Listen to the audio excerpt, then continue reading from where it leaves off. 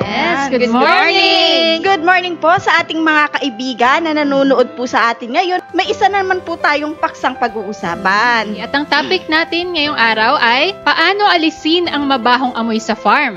Iwas reklamo na, less langaw pa.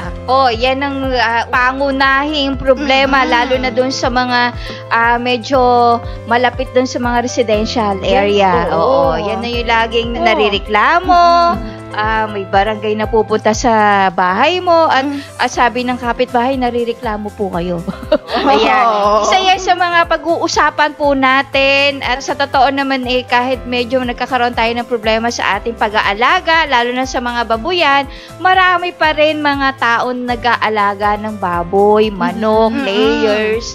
Yan po, yan yung mga tatlong common na talaga namang kakaiba ang amoy sa farm. Yes. Yung tipong mapadaan ka lang, ay parang may baboyan dito, amoy baboy kasi parang gano'n. Ayun lang, kahit nga sa kalsada, di ba, sa highway, pag dumadaan ka, tapos biglang pagdaan, parang amoy dumi ng baboy. Tapos minsan naman, pag malangaw, may broiler dito, baka may manukan dito. Yes. Ayun. Yan po yung pag-uusapan natin kung bakit ba nangangamoy yung ating farm, saan nagmumula yung mabaho o masangsang na amoy ng dumi ng hayop.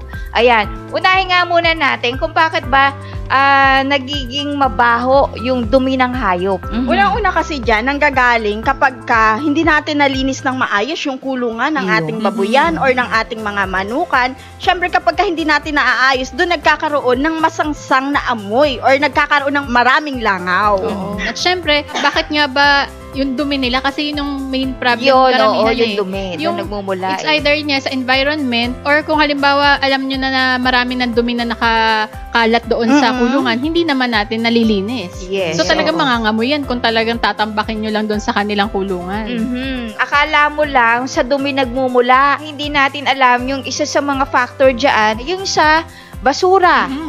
Ay, alam mo naman na marami ng basura doon sa ating lagayan hindi mo pa inaalis. Yung proper disposal ng mga basura natin, hindi nadidispose ng ayos, di ba? Ayan, isa sa mga dahilan yan. Isa pa din, proper disposal ng mga dumi mismo ng alagang hayop. Yun. Kasi, tinanggal mo nga sa loob ng kulungan, pero doon mo naman nilagay sa labas lang ng kulungan, sa tabi lang. Okay, nasa kanal lang. Doon nakasalansan lang sila. So, syempre, mangangamoy pa rin yan. Pupuntahan pa rin ng langaw yan. Bukod doon sa nakatambak na dyan yung dumi, nababasa pa yung dumi nila. Kasi syempre, lalong mapapasingaw yung ammonia na meron doon sa dumi nila. At saka, isa pa yan yung, kumbaga, yung mga kainan nila. Hindi natin talaga nililinisan. Basta makalagay lang tayo ng pagkain, hahayaan na lang natin. Isa sa mga cause ng masangsang o yung malansang amoy ng farm. Hindi lang po yan sa dumi, ha? Yung nabanggit natin, yung basurahan, yung mga namamatay na hayop. Hindi natin na-check. Hindi natin nilalagay kung saan talaga. Nilagay lang natin sa basurahan, tapos hindi naman natin laging nililinisan yung basurahan natin. Bukod dyan, syempre, yung pinakamalaking factor, yung nanggagaling dun sa dumi ng hayop. Bakit nga ba masangsang niyang amoy na yan, di ba?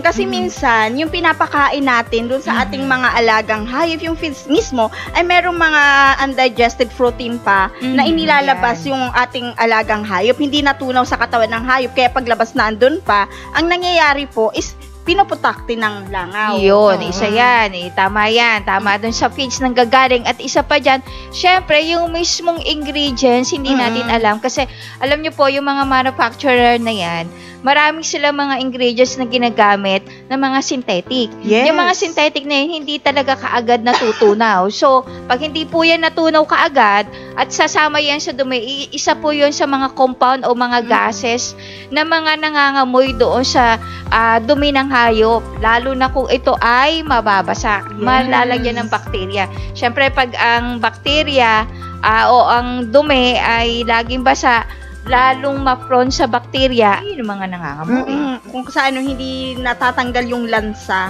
Once kasi na kapag malansa pa yung kanilang kulungan, syempre may mga bacteria, di ba, nabanggit mo. Yes. So, doon nagkakaroon ng masangsang na amoy. Ayun. At speaking of bacteria, kasi nga present yan dun sa dumi at syempre sa paligid na rin. So kung ang bacteria kasi, yun ang nagbe-breakdown noong mga compounds na siyang nagpapasingaw ng mabahong Yun, amoy. tama, Di ba yung dumi, yun yung kapag nakaamoy ka, parang amoy na bulok na itlog, o Yes. kaya minsan amoy na chemical. Oo. Yun yung kasi sari-saring compounds na meron nandoon sa dumi nila. At saka yan pa yung gustong-gusto ng langaw. Pag na may naamoy sila na, dalawa kasi yan pag nakaamoy sila lang medyo matamis at medyo gusto nila yung amoy ng medyo mabaho, ay nako, asahan mo, maraming langaw din, di ba? At saka career din sila. Kung ba, isang area lang nadapuan nila, doon sa lilipatan nila, edi syempre madadala din nila kung ano yung meron doon. Yes. So, Oo, minsan ayan. nga doon pa nanganganak yung mga langaw, di ba? Oo, isa pa yan. At saka doon sa feeds na rin. Mhm. Syempre may mga feeds, lalo kung yun ay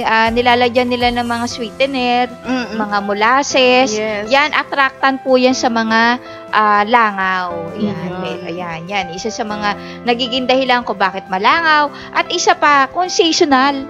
Oo, seasonal seasonal. ang langaw, di ba? Mhm, Syempre, yes. ang dami talaga, hindi natin mapigil yung mayan. Kasi yung mga langaw, kapag tag-season din yung mga fruits Fruits, natin, oo. doon maraming langaw Kaya, ayun, mas lalo na kung may mga tanim tayo dun sa paligid natin ng babuyan or kulungan ng mga prutas na pagkahulog hindi natin kaagad nakukuha. Oo. Doon nabubulok, doon na kaya maraming langaw na dumadapo. Yun. Yung halimbawa, yung iba naglalagay pa ng paliguan ng baboy. Mm-mm. Syempre, lalo na kung hindi ka naman regular na naglilinis, andun yung kanilang paliguan or lubluban nila, minsan doon na sila dumudumi at Ayun. saka umiihi.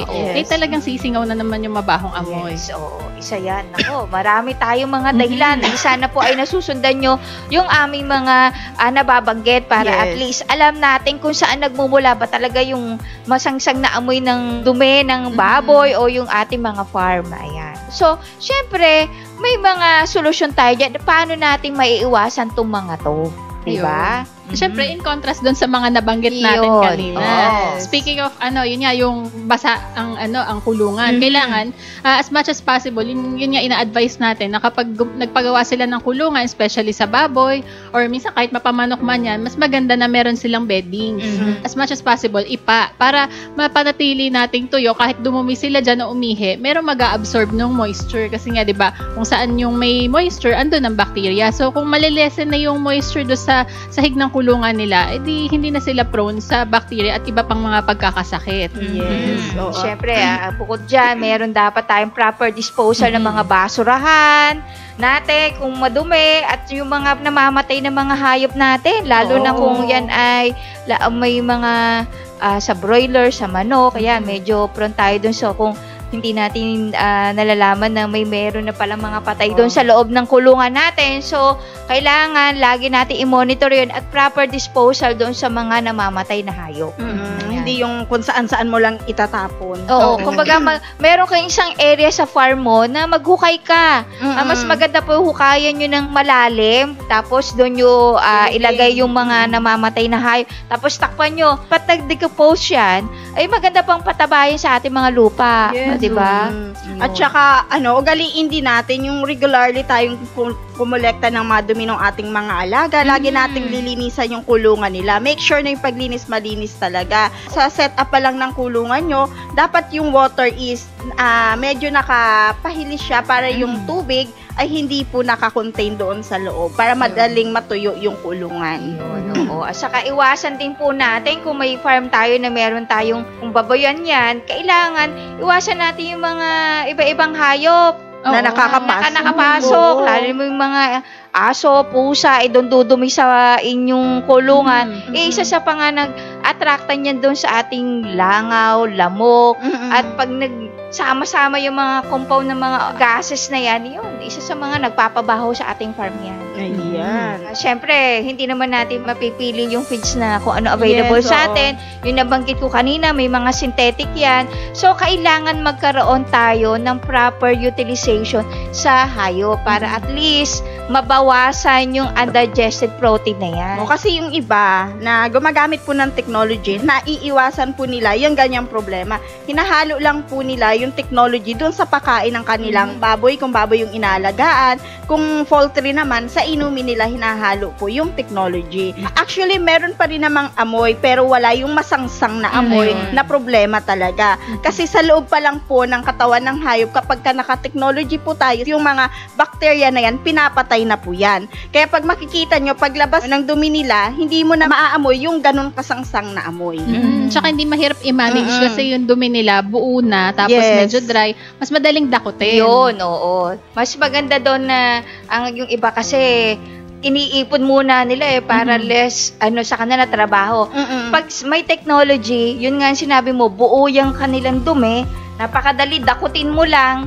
Kumbaga magbasa ka doon sa kanilang side, konting-konti lang. Matitipid pa tayo sa paggamit ng tubig, di ba? At saka isa din sa napapansin nila pagka naka-technology, kasi kapag dumumi sila, konti yung dumi ng hayop. Yun, isa pa yan. So, ibig sabihin, nako-convert sa paglaki yung kinakain, hindi nilalabas. Yun, oo. Bukod dun sa paggamit natin ng technology na yun, bawa kasi yung iba ang dami-daming alaga, nagte-technology pa. Ano pa yung isa pang pwede nating ibigay sa kanila na tip na nakaka-less doon sa amoy ng mga dumi nila at ihi.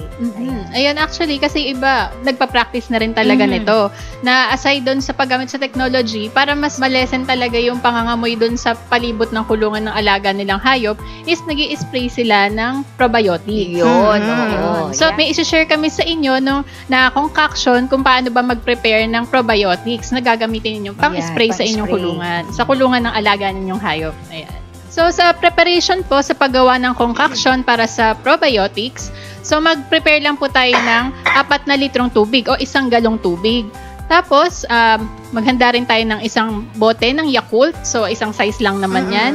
Tapos, 1.5 cup ng molasses or equivalent po nito ay 20 na kutsara or 20 tablespoon. Or kung halimbawang wala kayong mabilhan ng molasses, pwede kayong gumamit ng brown sugar. So, 1.5 cup din ng brown sugar or ang equivalent nito ay 18 tablespoon or 18 na kutsara.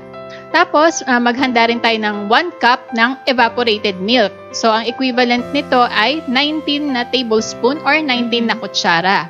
At syempre, wag natin kalimutan na lagyan ng 2 kutsarang atuvie. So, ayan, yan yung concoction. So, mababalikan nyo naman po ito. Pwede nyo i-focus dun sa inyong screen para makita ninyo yung kung ano yung mga ingredients na gagamitin. So, itong mga ingredients na to, so syempre, yun yung paghahaluin ninyo sa 4 liters ng tubig.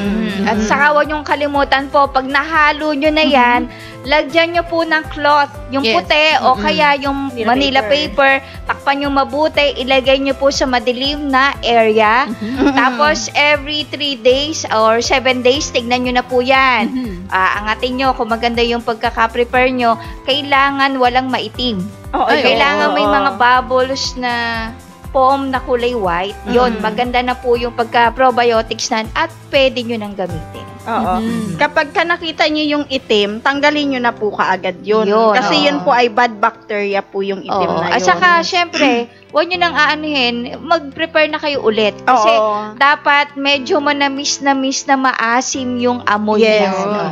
So, ang kagandahan naman na naka-technology, mas madali nang ma-isolate yung bad bacteria doon sa concoction na gagawin natin.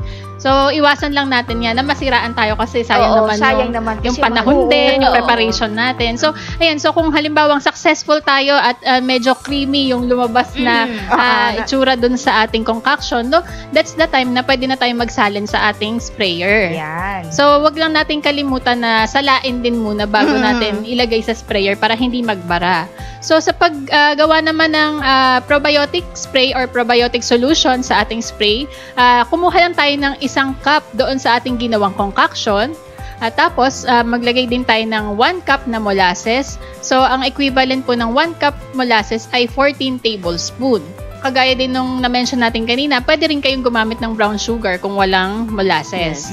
And then, maglagay din tayo ng 4 liters of water ulit. At syempre, huwag kalimutang lagyan ng 2 kutsarang atuvie.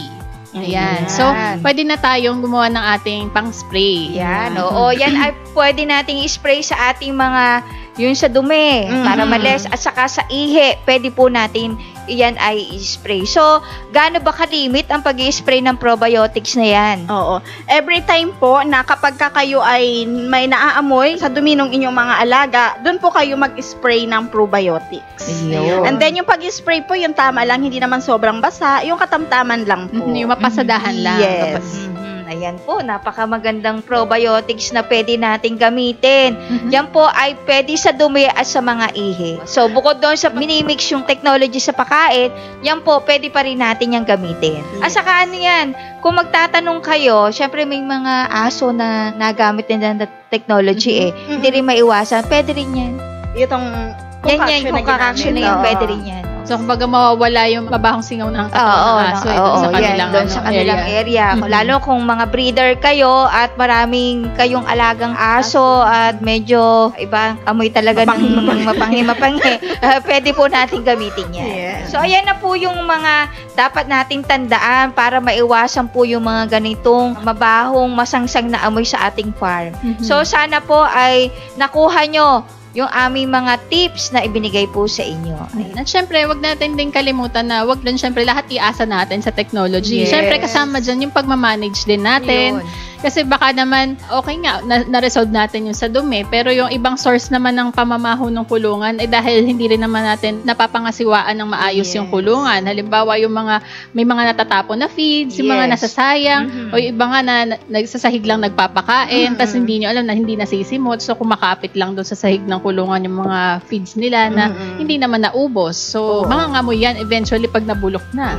Yes. At saka yung ugaliin yung paglilinis nga po ng farm, hindi lang yung linis ng dumi, pati yung mga alikabok sa loob ng farm nyo, ay kailangan nyo pong tanggalin yan dahil hindi nyo po alam, kumakapit din po ang dumi dyan at kaya nangangamoy din po yung ating farm. Oo, kasi minsan makikita mo, sapot-sapot. Kasi Ayun, yung sapot-sapot na yan, pag yung mga gases at napunta dyan, kahit naglilinis ka sa ilalim, dito sa mga yung kulungan, sa flooring, hindi mo naman nililinisan yun na andun sa taas. Oo, concentrate lang sa baba. Kasi yung singaw ng dumi, syempre, nag-evaporate. Kakabit yun doon, di ba? So, nagkakaroon mga aerobic bacteria. So, kailangan tanggalin po natin yan. Proper cleaning talaga, biosecurity sa ating mga farms. Yes. Ayun. Maraming salamat po doon sa mga viewers natin, sa mga followers natin, at patuloy po kayo mag-follow sa amin. And always remember, Team A to B will continue to educate, Share, and inspire others. Bye-bye!